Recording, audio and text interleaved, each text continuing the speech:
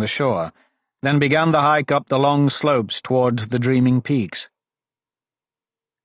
Dante hadn't gotten as much sleep as he would have liked, but compared to the absurdly long, insanely dangerous activities of the previous day, the march through the grasslands felt like an outing to the beach.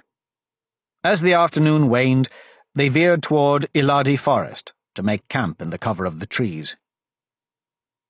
After they'd hacked out shelters and fed themselves, Dante got out one of the star tree seeds and sat next to Wyndon. "Want to give this thing a whirl?" "We can't grow this so close to Torrent territory," she said. "But you mean to learn how it's done?" "Exactly. The Dresh made it sound like harvesting the star trees is a real process. It'll take us days to get back to Kandak. We might as well make use of them." He laid out the 4 seeds. They were all roughly the same size. Each bore a star on one side. With no obvious difference between them, he put 3 away and set the 4th between himself and Wyndon. Dante sent his mind into the curve of the seed.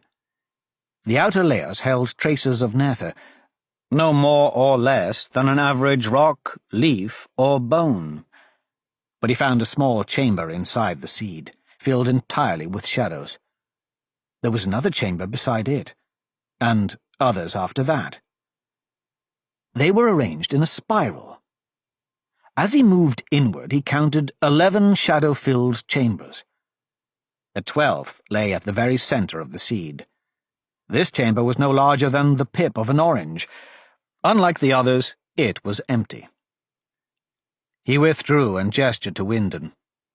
She sent her focus within it, exploring. A minute later, she sat back, lips pursed. "Remind you of anything?" Dante said. "A Chardon. The spiral, it's just like it." The star tree on Spear Point looked like it was made out of shell. Is it possible the ancient Dresh harvested the Chardon into the tree itself? Wyndon laughed. "I should know this. If so, I could have saved us a great deal of time." "It makes sense, doesn't it?